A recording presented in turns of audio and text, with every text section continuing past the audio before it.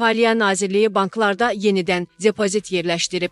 Yeni Sabah məlumat verir ki, Nazirlik dövlət büdcəsi vəsaitlərinin daha səmərəli idarə edilməsi üçün xəzinə hesabının milli valyutada olan sərbəst qalığının yerli banklarda yerləşdirdiyini elan edib. Fiskal qurum vahid xəzinə hesabının 500 milyon manat həcmində sərbəst qalığını kapitallaşma və aktivlərinin məbləği səviyyəsinə görə ölkənin ən iri 5 bankında 32 gün müddətinə 7,4% orta çəkili faiz dərəcəsi ilə depozitə yerləşdirdiyini açıqlayıb. Nazirlik 2 həftə öncə 1 milyard manat həcmində sərbəst qalığı 4 sistem əhəmiyyətli bankda 3 ay müddətinə 7,21% orta çəkili faiz dərəcəsi ilə depozitə yerləşdirdiyini elan etmişdi. Bəs büdcə vəsaitlərinin depozit kimi banklarda yerləşdirilməsi nədən xəbər verir? İqtisadçı deputat Vüqar Bayramov deyib ki, əvvəla Maliyyə Nazirliyinin depozitlərə üstünlük verməsi bank faizlərinə artıq təsir göstərib. Onun sözlərinə görə cəmi 2 həftə öncə vəsaiti 7,2%-də yerləşdirən Nazirlik indi 0,7% bənd daha az gəlir əldə edəcək. Çünki depozit gəlirlərində 7,4%-də azalma var. Aydındır ki, Səməd Nazirlik tərəfindən ilk həracda yerləşdirilən 1 milyard bankların likvidliyinə təsir etməsi.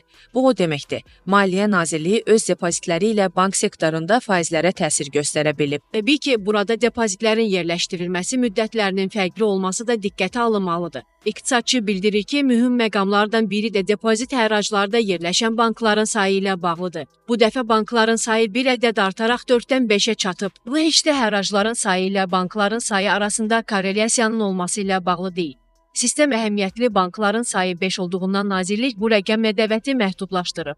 Aydındır ki, belə selektiv yanaşma bank sektoru üçün arzu olunan deyil. Çünki bu sektorda təmərküzləşmə baxımından daha çox diskriminativ effekt yarada bilər. Vüqar Bayramov əlavə edir ki, ümumiyyətlə heç bir inkişaf etmiş ölkədə hər hansı sektorda iştirakçılar yaxşı və pis oğlanlar kimi qruplaşdırılır. Onun sözlərinə görə bu baxımdan Maliyyə Nazirliyinin də öz həraclarına ilk 4lük və ya ilk 5liyi deyil, reytinqlərinə uyğun bankları dəvət etməsi daha məqsəd uyğundur. Bütövlükdə həraclarda iştirak ilə bağlı meyar bankların böyüklüyü deyil, onların beynəlxalq reytinqi olmalıdır. Xüsusən də 2016-cı ildə aparıcı banklardan birinin müflis olduğunu xatırlasaq, böyüklük ilə az riskli arasındakı əlaqə hipotezləri təsdiqini tapmaya bilər.